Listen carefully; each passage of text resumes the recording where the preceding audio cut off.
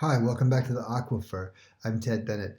In this video, I'm going to talk to you a little bit about those projects where you get asked to just replace the pump. Don't look at anything else. And here's a little scenario that I put together for a pump station that I was looking at that involves the straight replacement of the pump. The client came to me and he said, hey, Ted, I want to replace these two pumps here with what's there. I'm satisfied with 330 gallons a minute. I'm not interested in changing anything in the well. My piping is good. I've got no issues. And I think a lot of times as engineers, we just take the client's word for it. We're like, yeah, it's great. Let's just replace the pump. And I think as engineers, we owe it to our customers and clients to make sure that we've looked at as much of this as we can.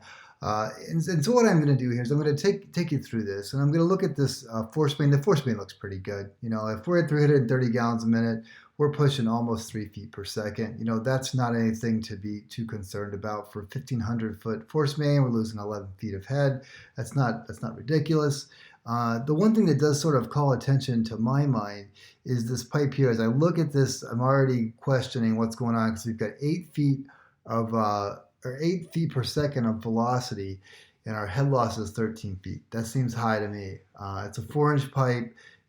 As I look at this, I wonder if the previous designer may have been forced into reusing this pipe before, and so I wonder if this has already been retrofitted. And I think this pipe might be a little bit undersized. So I'm curious. We'll keep the same pump. We're not going to make any changes on the pump, but let's see what would happen. I'm curious if we change this to 6-inch pipe. Let's say we replaced our header pipe. Obviously, we'd replace this one too. But for the purpose of this analysis, where we're running a duplex situation, we're only relying upon one pump to run at a time, this actually helps out quite a bit. We've dropped our head loss down to just 2 feet. Our velocity is still pretty good, 3.6 feet per second. Nothing to be too concerned about there. But what you can see, by dropping the head loss, we were able to pick up not only some additional flow, almost 10%.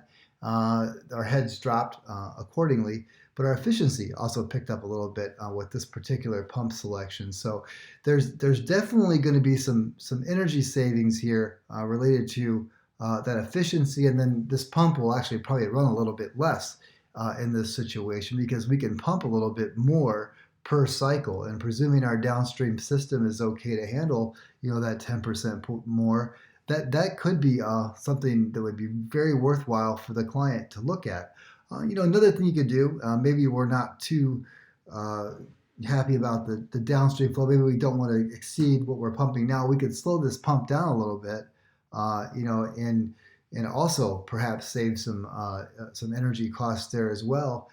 This achieves pretty much the same thing, around 330 gallons a minute. Didn't go through all the iterations. We could play around with that and get exactly as close to 330 as we want. But for demonstration purposes here, this is also another pretty good option. So what I did is I put together this little chart showing kind of a comparison of what would happen. And I'm looking really at the energy cost because I think the energy cost is something that, as design engineers, I think we have a tendency to overlook what the long-term effects of a pump selection is, or what an application might look like. So this would be if we just straight replace the pump like the client asked us to.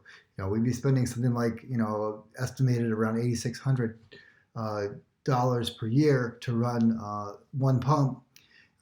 Perhaps if we were to upgrade the piping too and cut down our run times with this higher flow rate, it's entirely possible that we could reduce our energy costs to just under $6,000 here, and that's pretty significant savings for the cost of what you might spend for that piping to just change from 4 to 6-inch piping. And the other thing to consider is you're going to probably have the whole station down for service anyway, so replacing the piping at the same time as the pump is not a bad idea because you're already going to pay someone to bypass that flow while you're working.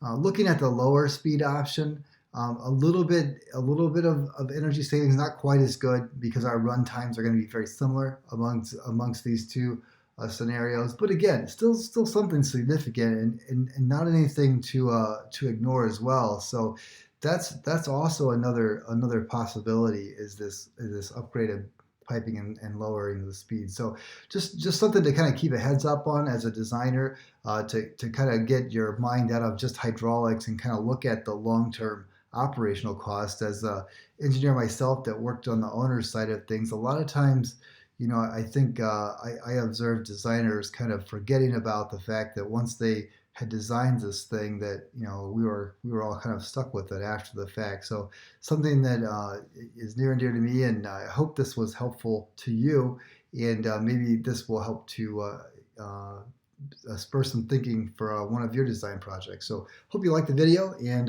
if you did, leave me some comments down below, and I look forward to preparing something else for you soon. Have a great day.